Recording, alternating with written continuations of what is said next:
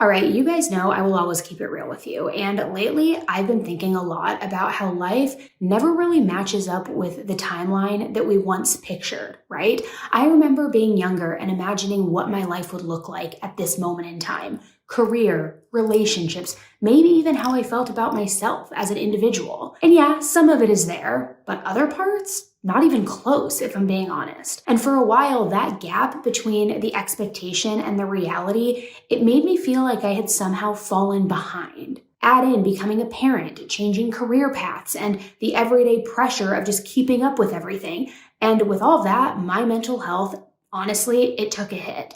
And for the longest time, I avoided therapy because I thought that it would take too much time or that I'd have to start over every time I met someone new. But now I realize that having someone in your corner who can listen and who really asks the right questions and can help you see things differently, it's huge. And that's why I love today's sponsor, BetterHelp. They make starting therapy easier. You just fill out an easy questionnaire, you get matched with a licensed therapist in as little as just a couple of days, and if it's not the right fit, you can switch therapists at any time at no extra cost. And with over 7,000 reviews and a rating of 4.3 on Trustpilot, it's a platform that you can trust. So click the link in the description or go to betterhelp.com/10tolife and get 10% off your first month of therapy.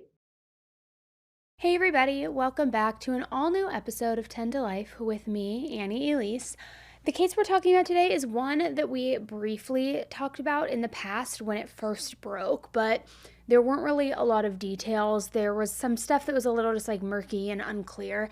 However, since then, a lot more details have come to light. Not only have we been able to request a lot of the legal filings and a lot of the information, but just more time has passed since the initial case, and so there's more information out there.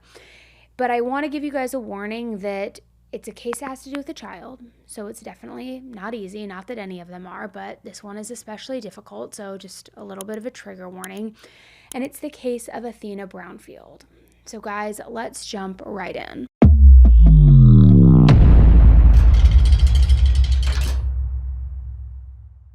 Athena Brownfield was born on September 6, 2018 in Lawton, Oklahoma.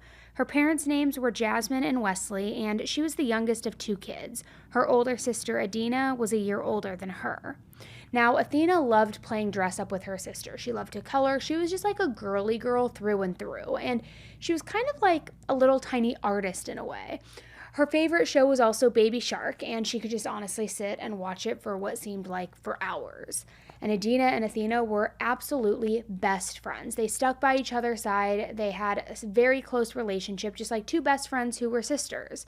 They were also so close in age, as I mentioned, so they just really bonded together. And it also didn't help that they were really the only stable, consistent people in each other's lives. Now, although Athena loved all of the typical things that a 4-year-old little girl would love to do and seemed to also live a pretty normal life to those who, are on the outside looking in, what turned out to be a very short life for her was actually full of turmoil and instability from the very beginning.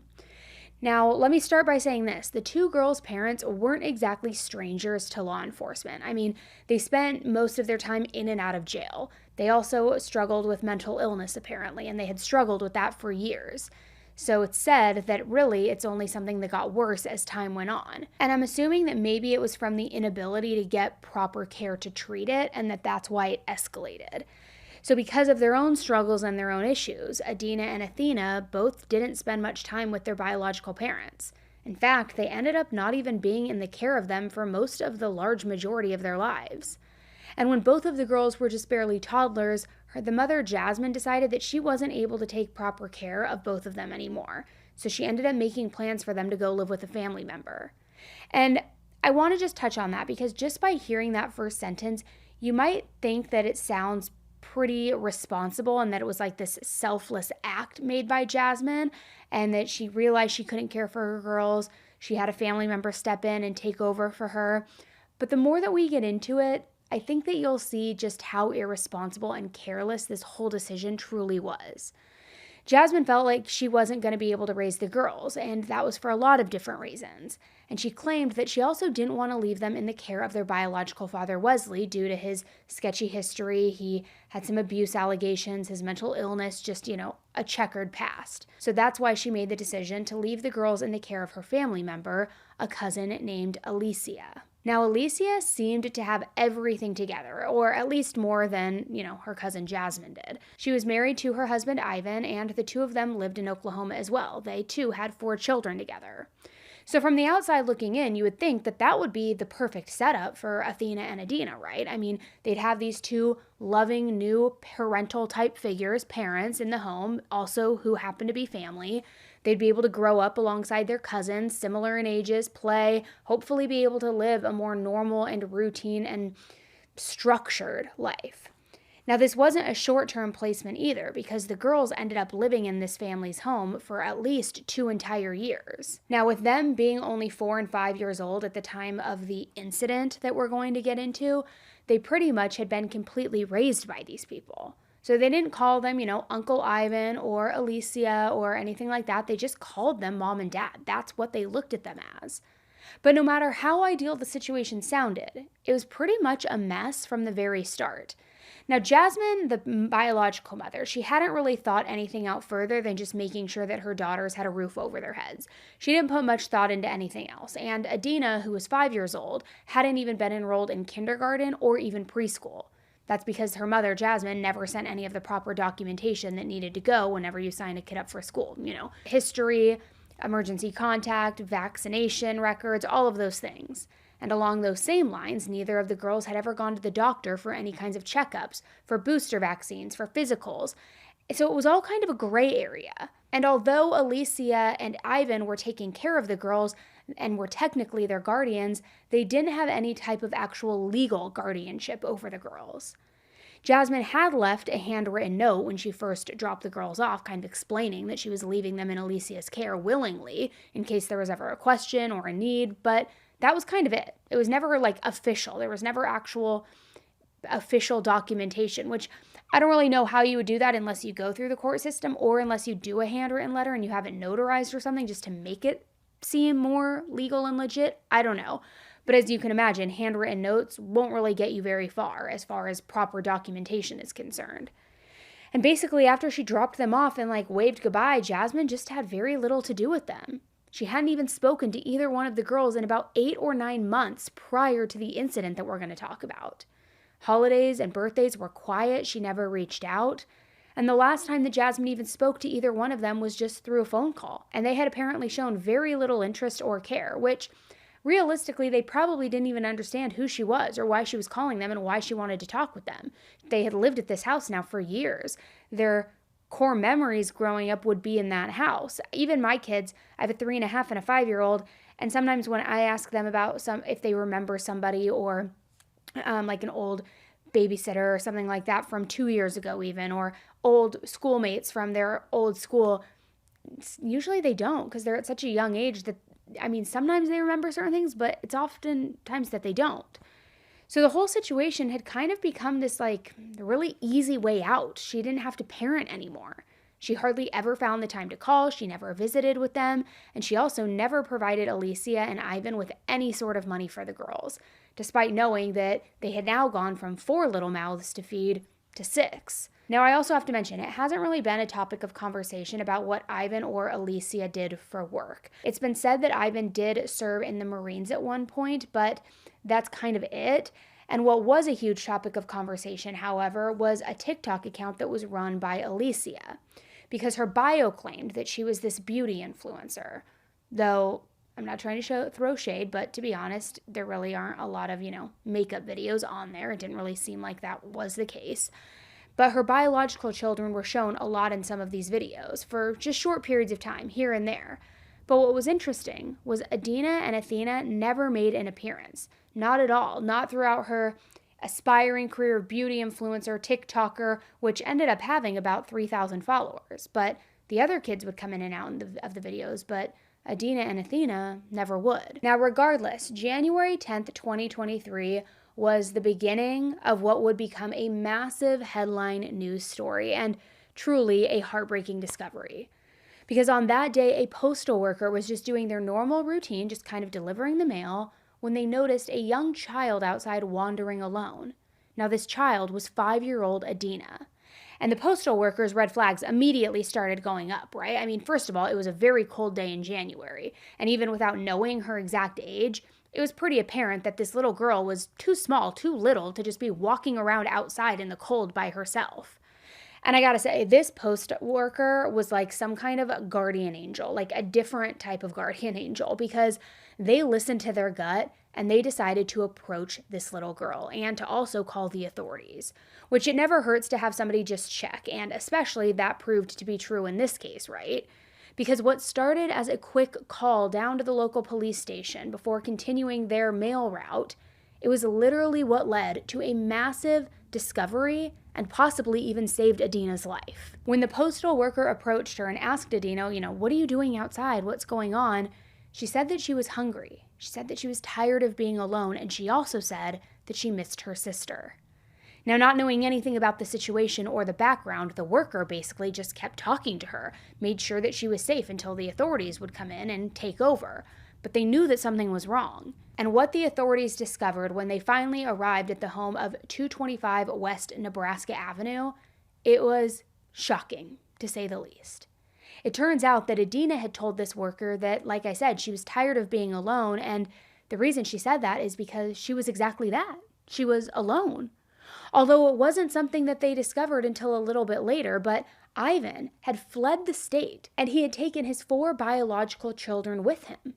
They fled from Oklahoma to Arizona. Meanwhile, Alicia, the mother of those children, had been on, quote, a romantic getaway with a new man entirely, a guy named Blayton Davis. And she had been gone from this house for almost an entire week. So the fact that a 5-year-old had been left completely home alone was, of course, a huge concern in and of itself, but even more concerning was the fact that she was also saying she missed her sister. Little 4-year-old Athena was nowhere to be found. So it was clear that there was a huge amount of neglect happening inside this home, and this wasn't at all what anyone was expecting when that post office worker had called the police station that day. First thing goes through my mind, kid got out of the house, playing in the street, playing in the yard. Parents probably didn't realize that the kid had got outside. Typically, that's the case whenever somebody sees a child outside. And then shortly after, I realized that we had a more serious situation. Nobody was around, no parents, no other kids, so then I realized that we had a more serious situation. And then once I realized the seriousness of it was out of our hands as far as resources go, that's when I asked OSBI to come down and assist us with it. So Athena was named a missing person, and searches began almost immediately for her. And think about it, if Adina had been outside alone in the freezing temperatures, who was to say that Athena hadn't followed her outside and then maybe even gotten lost somewhere? The authorities assumed that in their search that the 2 girls had probably both been left home alone, which meant that Athena could have been missing for hours or worse, even days, and all of it would have been really difficult to tell.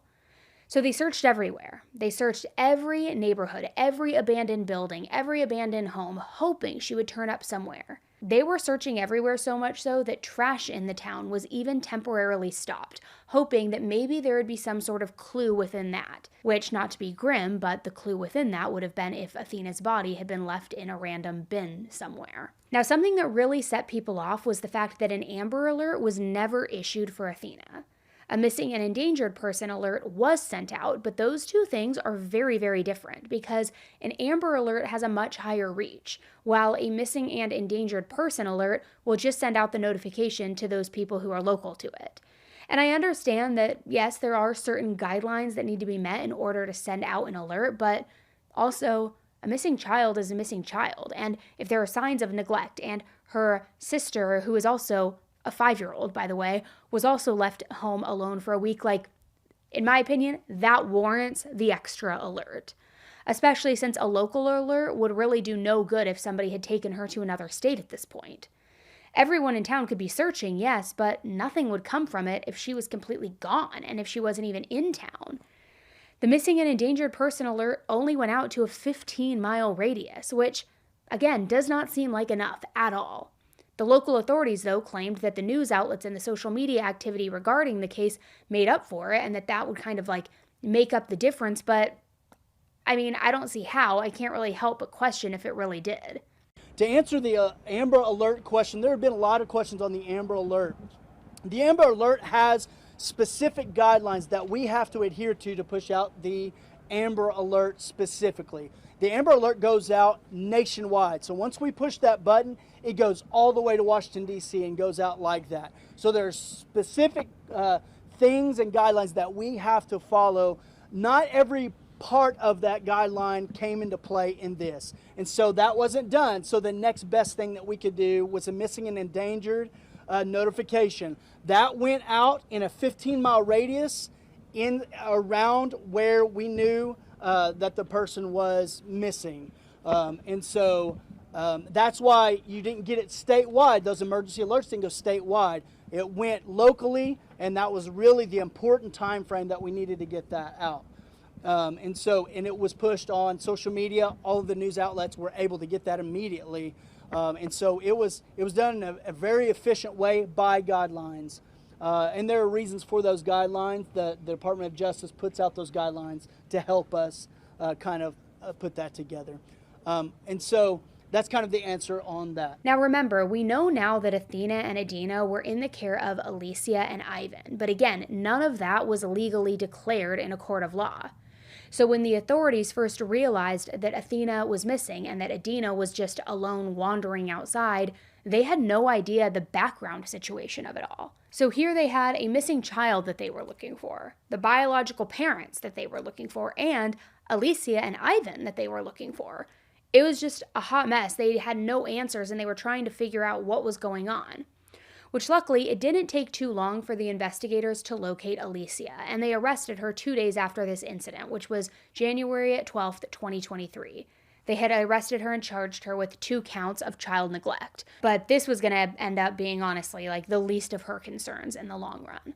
Alicia was the only person who had been taken into custody at that point, which the media wasn't sure at the time if either one of Athena's biological parents or even Ivan would receive any repercussions for what had happened to her or what was unknown to have happened.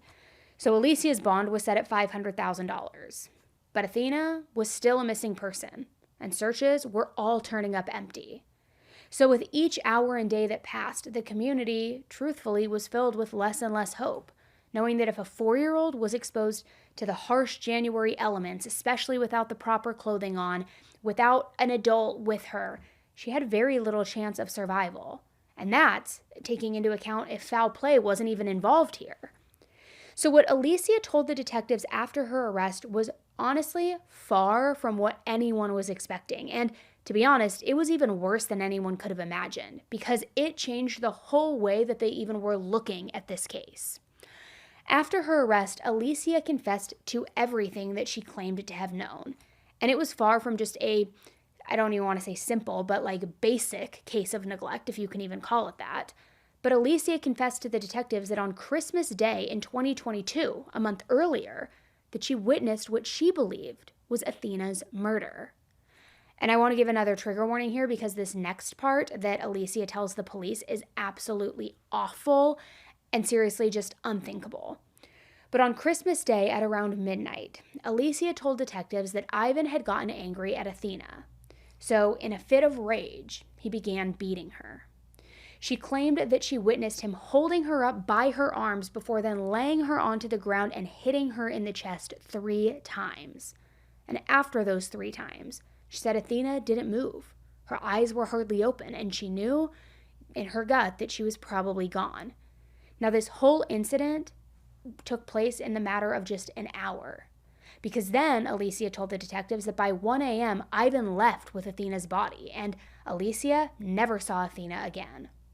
Which this part absolutely infuriates me, not that the whole thing doesn't, but this infuriates me because if what she was confessing to was true, then instead of calling the police as soon as Ivan left, as soon as she couldn't feel like she was in danger anymore, which would have been literally the perfect time, and instead of being concerned for Athena or the other 5 children's safety, instead of stopping Ivan while he was home, she just did nothing. Literally did nothing. She sat at the house and just waited for Ivan to come back, like he had gone to the grocery store or he went out to pick up milk or cigarettes or something like that. And she claimed to have seen firsthand the lack of care for an innocent human, an innocent little 4-year-old girl's life. Literally, a little kid, a little girl who wouldn't and couldn't hurt a fly and had never done anything wrong in her entire life. And she didn't even consider for a second the danger that she was also putting her other children into.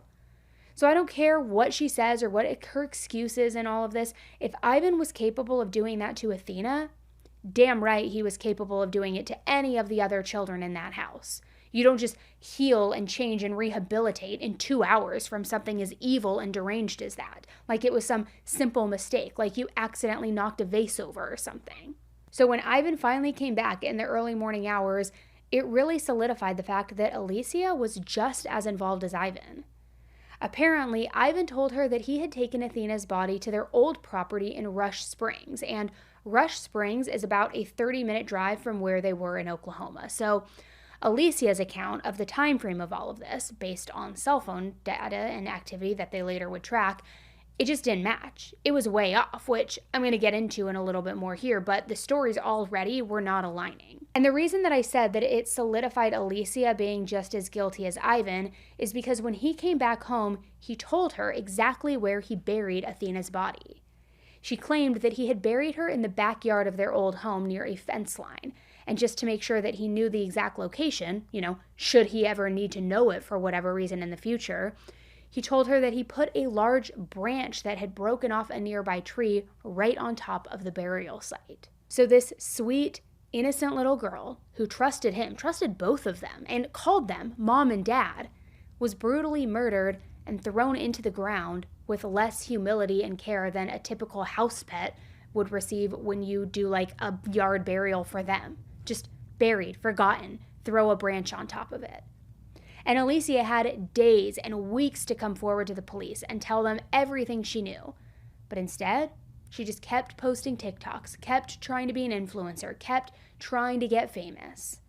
And I think what's even more infuriating is that she was starting this whole new relationship as well. She was going on dates, she was spending weekends with this man, acting like nothing was wrong, as if she had no clue, no idea that just weeks prior, an innocent child had died while in her care. Which I can only imagine what this man thought when he heard the news about her. I mean, can you imagine? So after learning all of this information about a potential burial site, the search for little Athena turned into a search to recover her body. So not so much a rescue anymore, but more of a recovery. And that same day, an arrest warrant was filed for Ivan. And based on the fact that Athena had still not been found and the confession from Alicia, they believed that they had every bit of probable cause to arrest him on first-degree murder charges. And when Ivan was finally arrested, he was still in Phoenix with his 4 biological kids. He was booked in Phoenix and then waited to be extradited back to Oklahoma. When the news broke, the whole community was absolutely shocked to learn what Alicia and Ivan were accused of. And we all know, as true crime junkies, true crime consumers, that it's usually the people that you would least expect. But to the people who knew them closest, they just couldn't believe it. Everyone just thought that they didn't fit the stereotype, the type of person and type of people who could even think about hurting a child, especially when they had 4 children of their own. And he brought 2 kids with him a lot of the times, 1 or 2 kids to work, and they helped him, and there was never, he didn't even raise his voice. I've talked to him several times, I've seen him interacting. He was very quiet and shy, but never raised his voice really, but I never felt like he was anybody that was capable of this.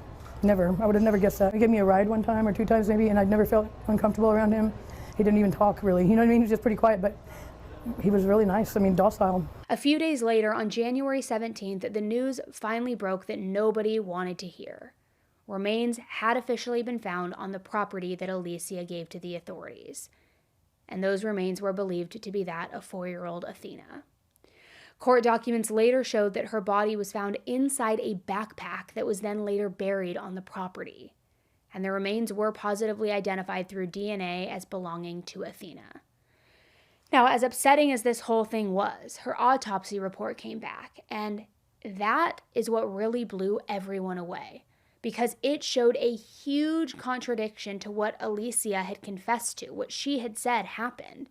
It seemed like even though Alicia had, weeks to plan what she would do if she was ever caught and a story to come up with, she was too busy going on these romantic getaways and making her TikToks to really even get her story straight.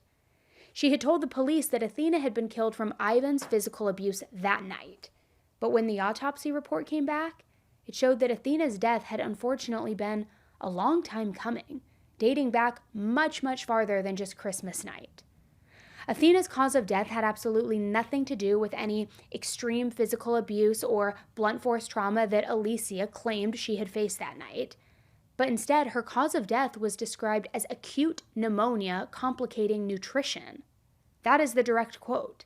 Athena's tiny body was under the 3rd percentile for all of the weight and for stature, weight for age, weight for growth chart. When you're raising a child and they tell you what percentile you're in, she was under the 3rd%, under 3%. And that's not even all of it. She was only 23 pounds when she died, which for a 4-year-old is absolutely insane. My 4-year-old, he literally stepped on the scale a few days ago. He's 46 pounds. She was 23 pounds, half his weight. And the average is at least double. So you think of this 4-year-old who weighs, my 3.5-year-old even weighs more than that. She weighs 32 pounds, I think, or 31. So this 4-year-old is weighing, that of a 2-year-old? The screening of her body also showed that pneumonia wasn't the only sickness that Athena was fighting off. There were also traces of human endinovirus, rhinovirus, human bocavirus, and COVID. She was so sick and so malnourished that her body literally had no chance of fighting off any of these infections, none of these illnesses with proper care, which she of course wasn't getting. And my opinion and my assumption with the discrepancy between Alicia's story and how Athena actually passed away is that the truth of it all makes her look much more guilty. Not that witnessing a murder and not calling it in doesn't make you guilty, that of course does as well, but at least with her story, it was never her physically doing any harm to Athena. The actual death was blamed on Ivan. However, malnutrition, that shows that her caretaker was severely neglecting her for a very long time and was still being harmed even if it wasn't from these actual physical blows to her body. Now, as I'm sure you can imagine, this case has caused a slew of controversy, and I can't wait to hear your opinions on it. The main point of the controversy was whether or not Athena's biological parents should have been held accountable for what happened to her, which I think most of us can agree that we wouldn't do the same thing that Jasmine did. We wouldn't just drop our child off and book it and leave. But the legality of it all was highly questioned the first few months after Athena died. It was almost like there was this gray area that they were working within. Many people felt that Jasmine should be charged and is responsible for Athena's death, even if she wasn't literally involved and hadn't seen her for months prior. But technically, there are no laws that say you can't give your children to a caregiver. A huge complication with that arises, though, because most guardianships are settled through the state for obvious reasons. So Jasmine would have had to provide things like the necessary documents for the girls to go to school or go to the doctor. And, without legal guardianship declared to somebody else, that all still technically falls back on her. And as Athena and Adina's legal guardian, she was, of course, first and foremost, and above everything else, obviously supposed to keep them from harm, too.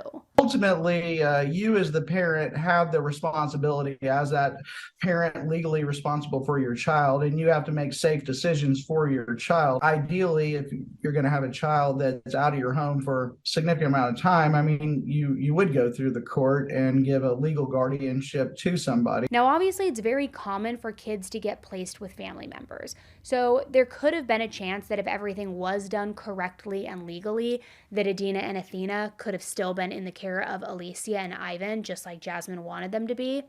But the huge differences there is that the state would have been aware of this.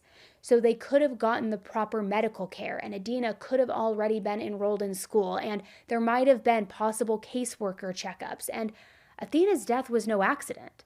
So I'm not saying that it could have been prevented either way, but maybe it would have at least, at the very least, motivated Ivan and Alicia to take better care of the girls. At the very best, maybe they could have completely avoided Athena's death if they knew that somebody was going to be keeping tabs on them, if somebody was going to be checking in and keeping tabs on the girls' welfare. Which I get it. There are so many what ifs to this case that we really could go back and forth all day on it, but it does make you wonder. So when the authorities first realized that Athena was missing, the police apparently questioned both Jasmine and Wesley, and they were both cooperative. Those are the biological parents. The status of their relationship wasn't really reported, although it's assumed that they were, of course, no longer together because Wesley's mother later spoke out to the press and claimed that Jasmine was kind of known to have kept the girls away from him. But I don't even think the dynamic or their relationship really even matters in the grand scheme of things. But Wesley was arrested in February of 2023, unrelated, but for failure to appear for an outstanding DUI warrant. However, he was never charged for anything in regards to neglect of any kind. And like we said earlier, the whole guardianship situation was kind of like an easy and, let's face it, selfish way out for Jasmine. Jasmine, however, was arrested on May 4th, 2023, and she was arrested on 2 counts of child neglect for both of the girls. She pled not guilty, and she's still going through the courts. Now, despite what she claimed to be her best efforts to give them a better life, and better than what she could provide for them, and give them stability and all of that, the responsibility to make sure that her children were in a safe environment, it still falls back on her. A simple note saying, here you go, I've given up guardianship, it doesn't make you any less liable for your kids anymore. And I'm just going to put that out there as a PSA for anybody who thinks they're going to just scribble down a note and leave their kids. You are still liable. It is not legal. You are still their guardian. Now, when we first talked about this case in January 2023, when it all first broke, we talked about how the court documents in Ivan's arrest warrant showed that, quote, evidence was found in the defendant's possession. And then the description underneath was listed as a cell phone. So it was still so early in the case that we weren't really entirely sure what that entailed or what it meant, just that the cell phone was listed as evidence. And it stayed that way, because not long after Alicia and Ivan were arrested, a gag order was placed on the case. Court documents related to the order showed all of the attorneys, all of the agents, and all of law enforcement could not release any comments or any information before any of the trials took place.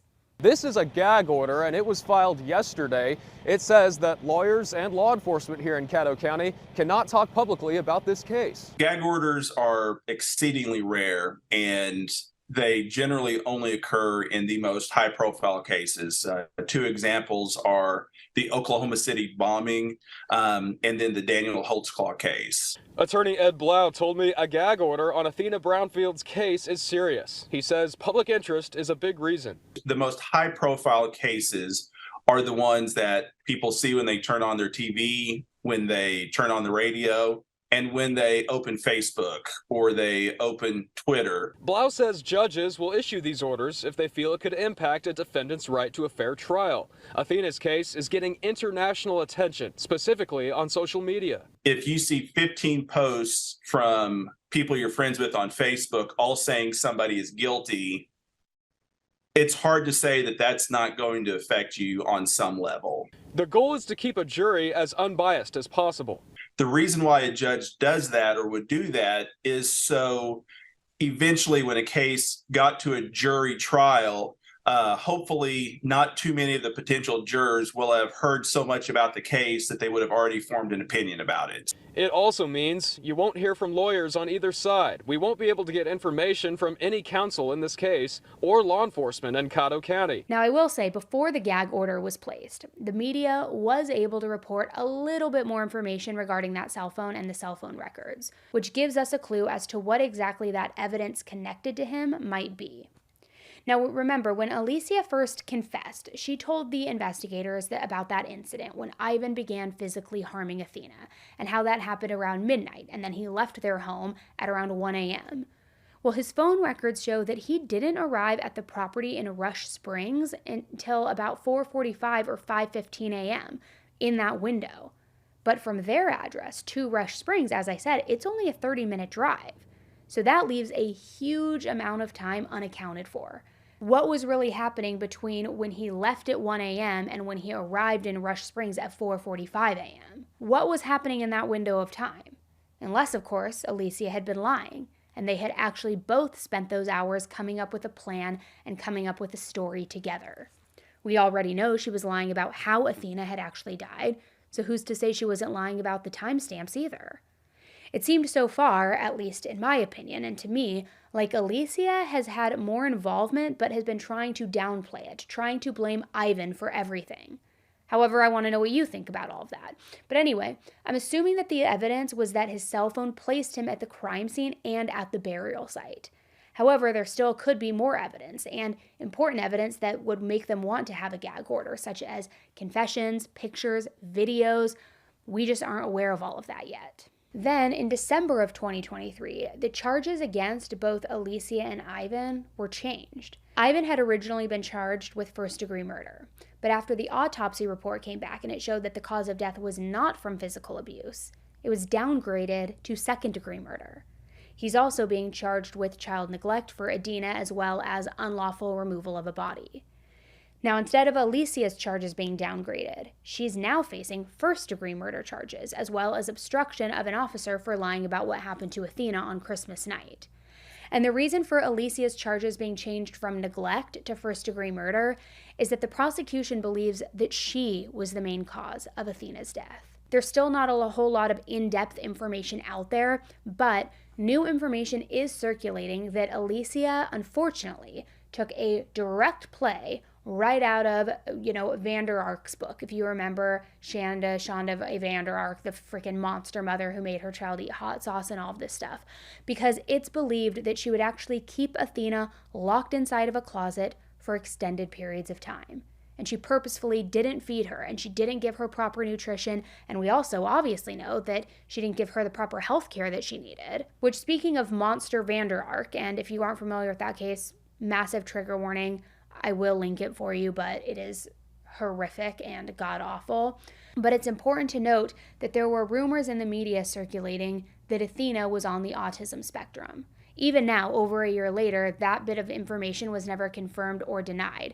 But in the initial search for Athena, the investigators did release that she had limited verbal skills. Which, that of course doesn't necessarily mean that she was on the spectrum. I'm not sure with her lack of health care if she would have ever even had the opportunity to be diagnosed. But also, she clearly wasn't in school, she wasn't in pre-K, she wasn't getting attention, so I think her limited vocabulary could be attributed to that as well. I don't think you have to automatically jump to autism. Now, due to these amended charges, their preliminary hearings were waived, and all in all, everything was kept as quiet as possible in this case, due to Alicia and Ivan's lawyers wanting a fair trial.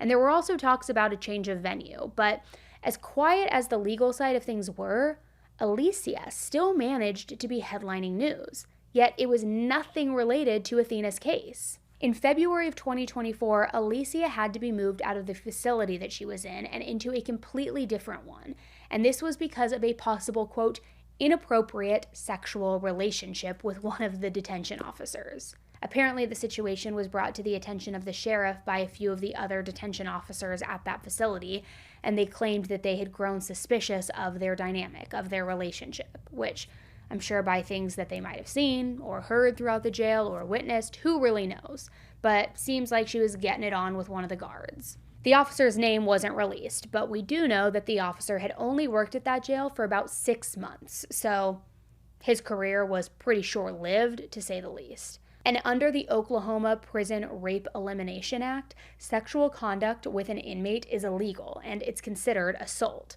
So the sheriff immediately fired him, though he wouldn't say to the media whether or not they actually had intercourse.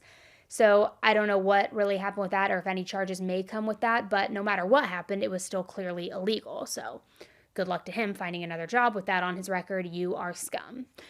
Then on February 14th, 2024, a new court document was released.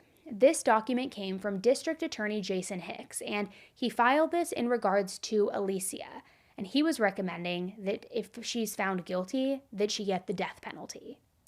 The document reads that Alicia should be punished by death due to what they believed to be the following circumstances met. Quote, knowingly creating a great risk of death to more than one person, as well as, quote, the death of Athena Brownfield was especially heinous, atrocious, or cruel. So there was definitely some back and forth online about whether this case even qualified under the legal standards as being eligible for the death penalty, and some experts on the subjects said that this just isn't a typical death penalty case, which could then lead to complications. So the state and the DA argued that just because there wasn't physical harm in Athena's death, it doesn't mean, though, that it wasn't heinous, it wasn't atrocious, and it wasn't cruel. So because of that, it does qualify. The issue, though, with capital punishment cases is that the jury would have to find, beyond a reasonable doubt, that Alicia was responsible, as well as the fact that anything that happened in her personal life leading up to when Athena died didn't outweigh the facts of what happened. And I think we see in a lot of murder trials, the defense team will use a lot of explanations for their defendants' behaviors. And some of them can even be pretty persuasive, right? You often hear the sad stories of abandonment, of physical assault as a child, maybe even sexual issues as a child, which, yes, is incredibly sad. Don't get me wrong. But it does not justify growing up and committing a murder or mass neglect like she did, not in the slightest. And a legal expert weighed in on what we might expect to see in Alicia's trial, especially if the defense team was working against capital punishment charges. According to this expert, seeking the death penalty against women is pretty rare. But the jury actually ruling to give a woman the death penalty, that is even more rare. Most defense teams will err on the side of their defendant being a victim of abuse and neglect themselves, to try to pull at the heartstrings of the jury and make them question if the woman really felt like she had no choice, no other choice, I should say, due to her own abuse and what her own upbringing was. But I don't know if that argument always sticks. And if the defense decided to go with that argument, they might try to argue that Ivan was extremely abusive towards Alicia, whether physically, mentally, emotionally, arguing that Alicia fell victim to letting Athena's harm and abuse happen because she was afraid of what would have happened to her if she stood up to Ivan. And it's really messed up and it's frustrating, but it is smart on the defense's side because they know that it's very likely that at least one of the jurors will feel bad about the story that they're pushing and that they're selling, and that it may lead to an issue with the verdict. Eventually, there was a plea deal on the table. Alicia would plead guilty to first-degree murder, and in exchange, the DA would drop the death penalty request. And instead, they would ask for life without parole, and a judge would decide her sentence. But in November of 2024, Alicia backed out of that deal. She chose to go with the jury trial. So now the death penalty is a possibility again. Now, since Ivan's charges were downgraded to second-degree murder and child neglect, the DA will not be seeking the death penalty against him, either because the DA doesn't think that there's any way to argue that Ivan fit the circumstances required, or it could mean that he might be testifying in Alicia's trial. I don't know. They noted in a lot of these types of cases that the co-defendant will take a deal to save their own ass and will agree to testify in exchange for life in prison versus capital punishment, which we have definitely seen before and we know to be true, so we'll see what happens. Maybe that is the case here. But I'll be extremely curious to see how all this plays out in court, especially since the amount of information that we really have at this point, even though we have more, it is limited compared to some of the other cases that we've covered. We've been able to get our hands on more information, but still not everything. I'm really wondering what that evidence with the cell phone is, because I don't think they would issue a gag order if it was simply about timestamps and about where his phone pinged. Maybe, I don't know, I'm not a legal expert. Go ask Emily Baker. Or maybe I will. Maybe I'll text her and ask her. But I don't know if they would do a gag order just for that, or if it's because they want the evidence, whether it's photos, videos, recordings, whatever it is, the communication back and forth between Alicia and Ivan, that maybe there was ongoing things happening in that house, which we do know to be true. Like maybe they were both complicit in it. We've seen parents and couples where they egg each other on and they send documentation of what's happening. So maybe that's why the gag order was issued and that's why the cell phone is listed as evidence. I'm not sure. So although we have received a lot more information through the document poll and all of that, there's still that piece of it that's unclear to me that I'm going to want to see in the trial, which I hope to God there is not a lot of material like that on his phone, because that is just so cruel and disgusting. But I can't help but wonder what it is, why that, all of it. But I'm curious to know what you guys think. I know that this was an especially heavy one today. I appreciate you sticking with me. I hope that Athena's older sister, who just missed her younger sister, is in the care of someone who's treating her well and loves her and is taking care of her. And I can't even begin to imagine what that is like growing up. Losing your sister, your younger sister, missing her and knowing what happened and just walking around saying, I'm tired of being alone. I miss my sister. It's just so incredibly sad. Thank you guys so much. I will keep you posted on the trial and updates we have in this case. But until the next one, hold your babies if you have them and just stay safe.